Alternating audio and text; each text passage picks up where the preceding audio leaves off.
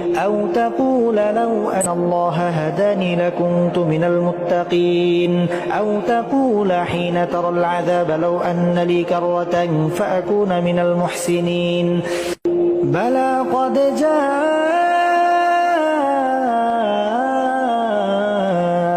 آياتي فكذبت بها واستكبرت وكنت من الكافرين ويوم القيامة ترى الذين كذبوا على الله وجوههم مسودة أليس في جهنم مثوى للمتكبرين وينجي الله الذين اتقوا بمفازتهم لا يمسهم السوء ولا هم يحزنون الله خالق كل شيء وهو على كل شيء وكيل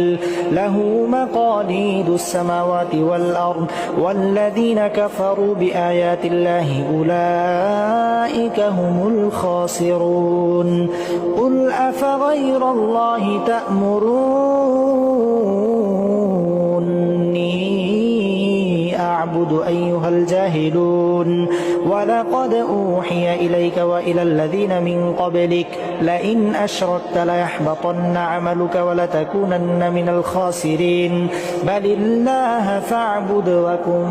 من الشاكرين وما قدر الله حق قدره والأرض جميعا قبضته يوم القيامة والسماوات مطويات بيمينه سبحانه وتعالى عما يشركون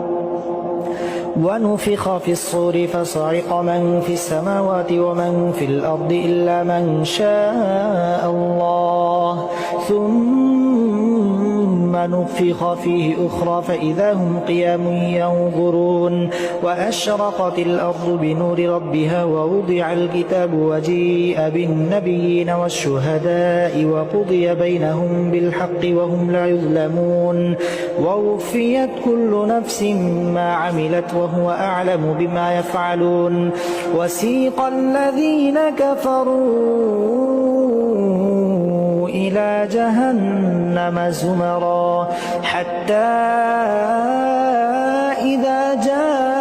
جاءوها فتحت أبوابها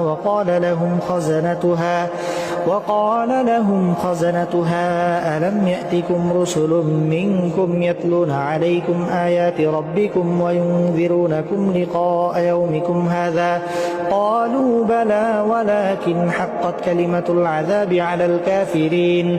قيل ادخلوا أبواب